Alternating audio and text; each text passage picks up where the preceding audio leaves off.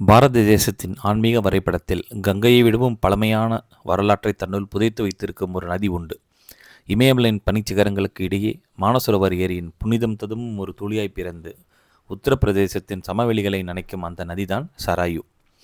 புராணங்களின்படி பிரம்மதேவனின் மனதிலிருந்து உருவான மானசரோவர் ஏரி நிரம்பி வழிந்த போது அந்த நீர் மலையை தகர்த்து கொண்டு கீழே பாய்ந்தது. ஒரு அம்பு, அதாவது சரம் பாய்வதைப் போன்ற வேகத்துடன் இந்த பிரவாகம் இருந்ததால் இதற்கு சரையு என்று பெயரிடப்பட்டது.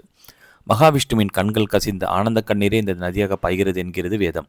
அதனால் தான் இந்த புண்ணிய நதியில் நீராடுவது கோடிக்கணக்கான பிறவி பாவங்களை போக்கும் என்பது பக்தர்களின் அசைக்க முடியாத நம்பிக்கை.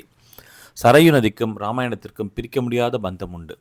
சூரிய வம்சத்தின் தலைநகரான அயோத்தி இந்த நதிக்கரையில்தான் சிம்மாசனமிட்டு அமர்ந்திருந்தது.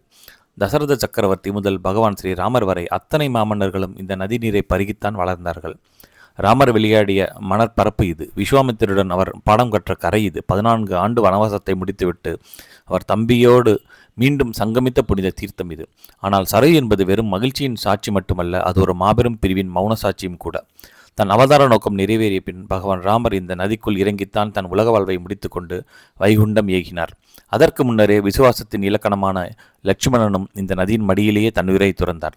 இப்படி இராமாயணத்தின் ஆதி முதல் அந்தம் வரை ஒவ்வொரு அணுவிலும் சரையு கலந்திருக்கிறது. காலங்கள் மாறலாம், தலைமுறைகள் கடந்து போகலாம், ஆனால் இன்னும் அயோத்தியின் கரைகளில் சரையு அதே கம்பீரத்துடன் ஓடிக்கொண்டிருக்கிறாள். ஒவ்வொரு மாலையும் கரையில் நிகழும் சராயு ஆர்த்தி ஆயிரக்கணக்கான தீபங்களின் ஒளியால் நதியை ஒரு தங்கக்கடலாக மாற்றுகிறது. ஜெய் ஸ்ரீராம் என்ற கோஷம் காட்டில் கலக்கும் போது அன்னை சரையு நம் இதயங்களுக்கு அமைதியையும் ஆன்மீக உணர்வையும் வழங்குகிறாள். ராமன் வாழ்ந்த காலத்தின் உயிருள்ள சாட்சி, பாவங்களை எரிக்கும் அக்னி தீர்த்தம், நம் பண்பாட்டின் வேர். அன்னை சரைவை வணங்குவோம், பாரதத்தின் பெருமை உலகிற்கு பறைசாற்றுவோம்.